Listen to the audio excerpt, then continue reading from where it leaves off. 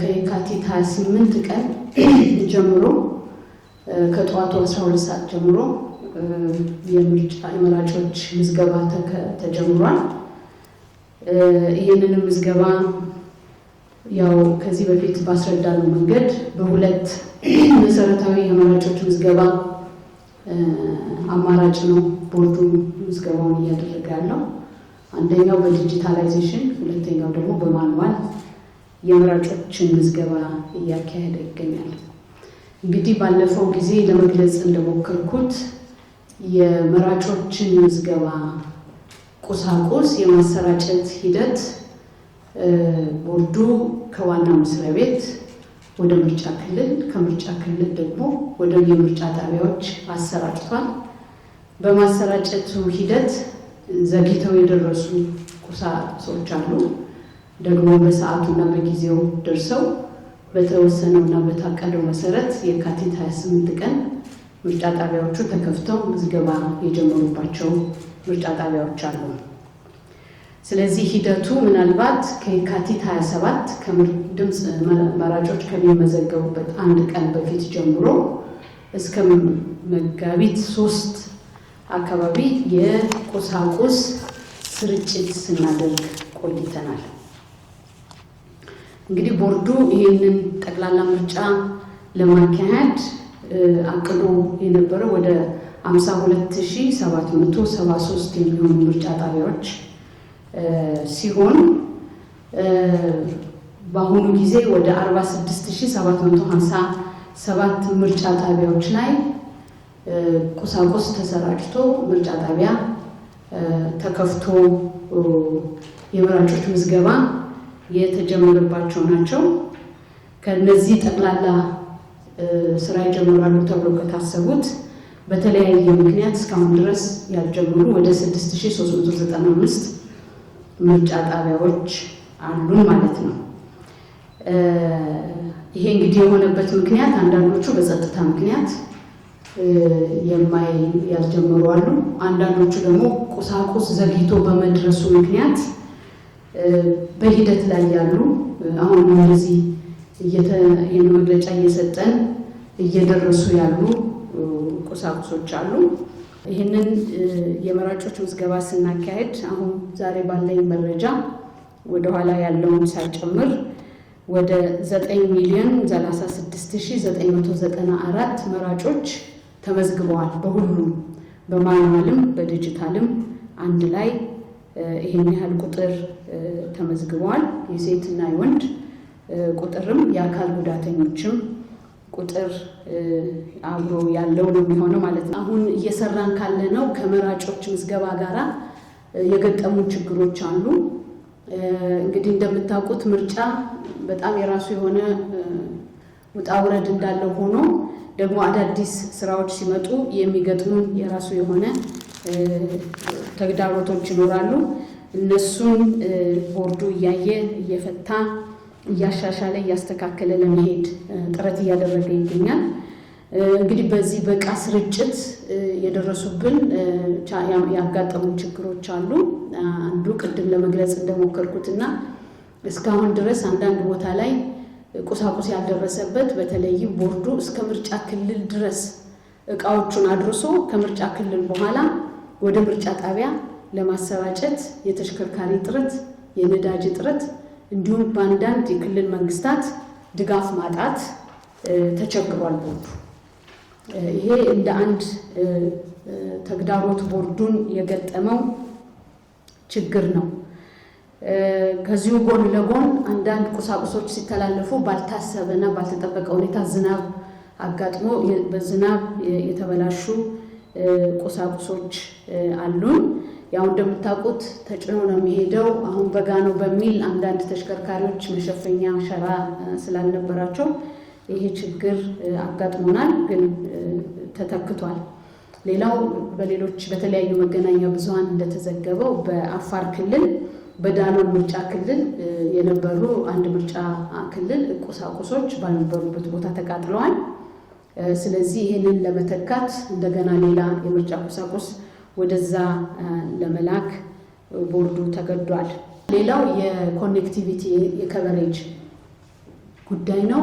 እንደምታውቁት እነዚህን ቴክኖሎጂ የተደገፈ ምርጫ ምዝገባ መራጮች ምዝገባ እናደርግባቸዋለን ያልናቸውን ምርጫ ጣቢያዎች ዝርዝር ለኢትዮ ቴሌኮም ልከን ኢትዮ ቴሌኮም ደግሞ በራሳቸው መንገድ አጣርተው እዚህ አካባቢ የኔትወርክ ከቨሬጁ ከ3G እና አባብ ስላሉን ያን መሰረት አድርገን ነበረ እነዚህ ምርጫ ጣቢያዎችን ለይተን ስራ ለመስራት ያቀድነው። ነገር ግን በስራ ላይ ስንገባ አንዳንድ ቦታዎች ላይ እንዲህ አይነት ችግር ገጥሞናል። የኮኔክቲቪቲ ችግር ገጥሞናል። የኢንተርኔት ኮኔክሽን አንዳንዴም ከመብራት መጥፋት ጋራ የኮኔክሽን ችግር ገጥሞናል። እሱን በተመለከተ ከኢትዮ ቴሌኮም ጋራ በጣም እየሰራን ያለነው እነሱም ይህንን ነገር እያገዙን ይህንን አፕሊኬሽን ለሚጠቀሙ የተለየ አቅም በሚሰጥ መንገድ የኮኔክቲቪቲው እንዲጨምር ለማድረግ እንደሚሰሩ ከዚህ በፊት እንደገለጹልን እሱንም ለማድረግ እና ለማከናወን ዛሬም ከዚህ ፕሬስ ኮንፈረንስ በፊት ከነሱ ጋር ስብሰባ ነበረን።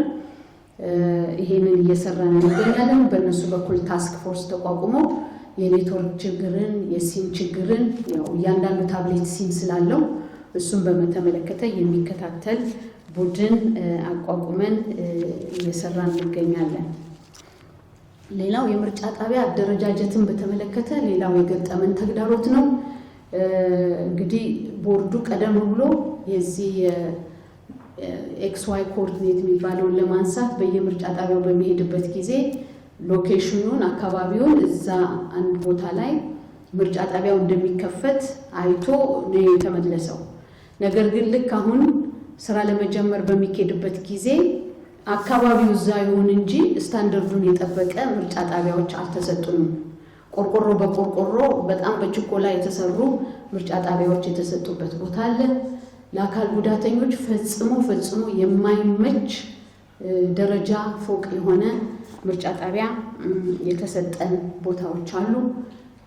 የአንዳንዶቹ ምርጫ ጣቢያ ጥበት ለማስተናገድ በጣም አስቸጋሪ በሆነ ደረጃ የተደራጁ ምርጫ ጣቢያዎች አሉ። በአጠቃላይ በዚህ በኩል የገጠሙ ችግሮች ራሱ የምርጫውን ሂደት ያላገናዘበ ደረጃውን ያልጠበቀ የምርጫ ጣቢያ ደርሰውናል። ይሄ በብዙ ክልሎች የታየ ነው ማለት ነው። ሌላው እንግዲህ እንደምታውቁት በዚህ የምርጫ ሂደት ምርጫ አስፈጻሚዎቻችንን ያው ስልጠና ወስደው በስራ ላይ ተሰማርተዋል። በአሁኑ ጊዜ ያሰማራናቸው ወደ 187,028 የሚሆኑ ምርጫ አስፈጻሚዎች ተሰማርተዋል። ይሄ እንግዲህ በእያንዳንዱ ምርጫ ክልል የተሰማሩ ናቸው። በዚህ ሂደት አንዳንዶቹ ይቀራሉ ከተመለመሉ በኋላ። ስለዚህ እነሱን የመተካት ሂደት ስራችን በተወሰነ ደረጃ አስተጓጉሎታል። አንዳንድ አስፈጻሚዎች ያልተገባ ስነ ምግባር በማድረጋቸው ቦርዱ ያሰናበታቸው አስፈጻሚዎች አሉ። አንዳንድ ቦታ ላይ ደግሞ የእጩዎችን ምዝገባ ዲስፕሌይ ካደረግን በኋላ ያየነው እጩ ሆነው እንደገና ደግሞ እንደ ምርጫ አስፈጻሚ ተመዝግበው የተገኙዋሉ።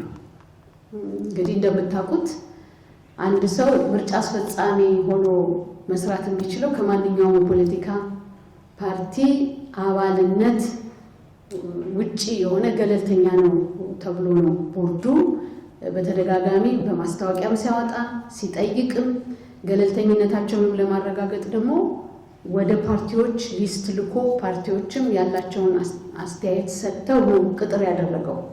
ነገር ግን በተደረገው ማጣራት የፓርቲ አባል አይደለም እጩ ሆነው የቀረቡ የምርጫ አስፈጻሚዎች ተገኝተዋል። ስለዚህ ልክ እንደዚህ እንደታወቁ እንዲሰናበቱ ተደርጓል። ሌላም ያልተገባ የአመዘጋገብ ሂደት ሲያደርጉ የነበሩ የምርጫ አስፈጻሚዎች በመገኘታቸው እነሱን ብቻ ሳይሆን እነሱን ከስራ አግዶ ያንን እንደዚህ ያልተገባ ስራ ሲሰራበት የነበረውን ምርጫ ጣቢያ ቦርዱ አጣርቶ ዝርዝር የነበረውን ሂደት አጣርቶ ውሳኔ እስከሚሰጥ ድረስ አሽጓል። አንድ ምርጫ ጣቢያ ማለት ነው። አንድ መራጭ ተመዝግቦ በሚወጣበት ጊዜ በር ላይ ጠብቆ የተመዘገበበትን ካርድ አሳየኝ፣ ተመዝግበሃል ወይ የሚል ጥያቄ የሚጠይቁ አካላት ተገኝተዋል። የመራጮችን ካርድ ፎቶግራፍ ሲያነሱ የነበሩ አባላት ተገኝተዋል። የምርጫ አስፈጻሚዎቻችንን እየደወሉ የመራጮች ቁጥር ምን ያህል ነው ንገሩን እያሉ የምርጫ አስፈጻሚዎቻችንን የሚያስጨንቁ የሚጠይቁ ተገኝተዋል።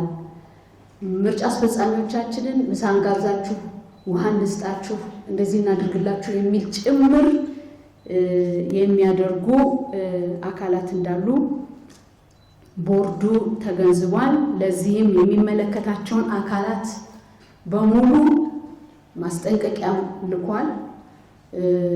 የታረመ አለ፣ ያልታረመውን ደግሞ በቀጣይ ቦርዱ የራሱን እርምጃ የሚወስድ ይሆናል።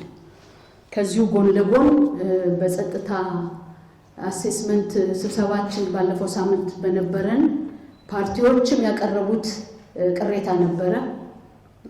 በአባላቶቻችን ላይ በእጩዎቻችን ላይ ሊመዘገቡ በሚሄዱት ላይ ያልተገባ ተጽዕኖ እየተደረገባቸው ነው የሚልም ጥያቄ አቅርበዋል። ያንን እንግዲህ መረጃውን ሰብስበን የሞኒተሪንግ ቲሙን ስናቋቁም ቀጥለን የምንሄድበት ይሆናል ማለት ነው።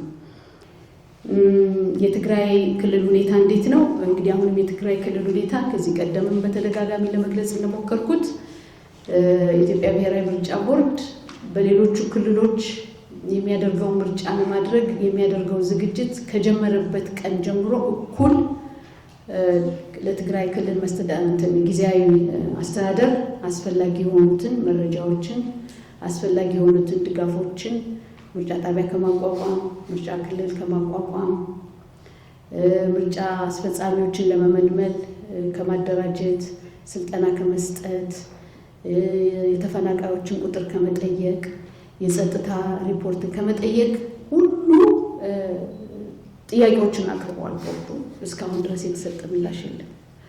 ስለዚህ ቦርዱ አሁንም ይህንኑ የሚቀጥል ነው የሚሆነው። ከዚህ ጊዜ በኋላ ይሆናል አይሆንም ብለን አዲስ ፖይንት ቦርዱ የወሰነበት ደረጃ ስለሌለ ይህንን አስቻይ ሁኔታ ባለበት ሁሉ ይህንን ምርጫ ቦርዱ ያደርጋል ብሎ ነው የሚመለከተው የሚያየው። ስለዚህ በዚህ ደረጃ ላይ ነው ያለው።